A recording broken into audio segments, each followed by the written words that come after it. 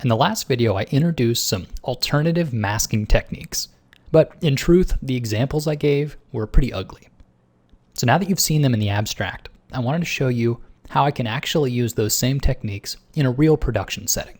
And you'll see how being able to paint inside the lines can really speed up your workflow. So my usual strategy for using locked transparent pixels is to first think in terms of shape, and not necessarily in terms of color.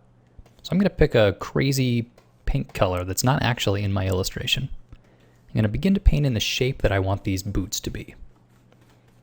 And since this is on its own layer, I'm going to be switching between the brush and the eraser tool to carve out the shape that I'm looking for.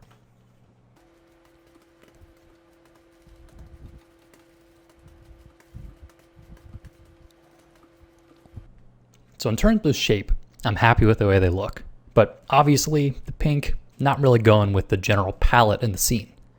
So if I lock the transparent pixels,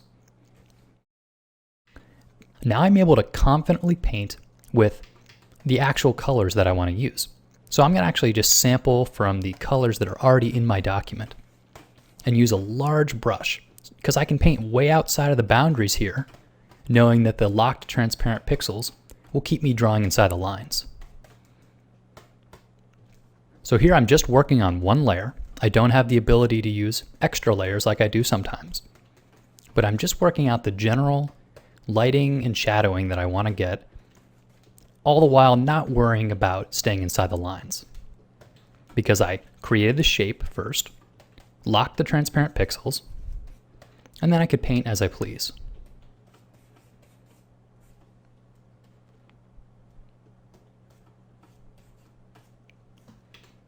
So if I'm happy with the general light and shadow, the general form of these boots, now it's time to add some details. And I find that a clipping mask is a great way to overlay some details on top of a form. So I'll make a new layer, and I'm going to set the layer to multiply, because that can be nice for darkening in some details.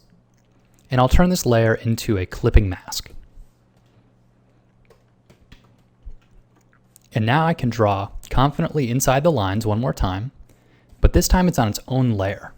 So I can erase away without messing up all the information that I put on the basic layer below it. So in this way, I'm just overlaying low relief details. And you could do any sort of details you wanted in this way. And in fact, you could even do photographic details if that's what you wanted to do. And because clipping masks can be stacked up, I can make another one, turn it into a clipping mask, and maybe I'll set this to a different blending mode, like color dodge, if I want to put in some lighting information. And since these are isolated on their own layers, I can lower the opacity and fine-tune as I want to. So what you just saw there was very confident painting, and it was all because I didn't have to worry about going outside of the lines. So a nice way to go is to start with a shape, any color you like, lock the transparent pixels, render the shape out a bit, and then when you're happy with it, use clipping masks to overlay some details. So that's how I like to use these two alternative masking techniques.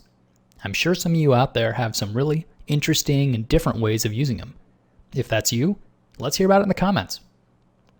And if this is a technique that you already knew about, do me a favor and pass the link along to someone who's never heard of the technique before. And as always, thanks for watching.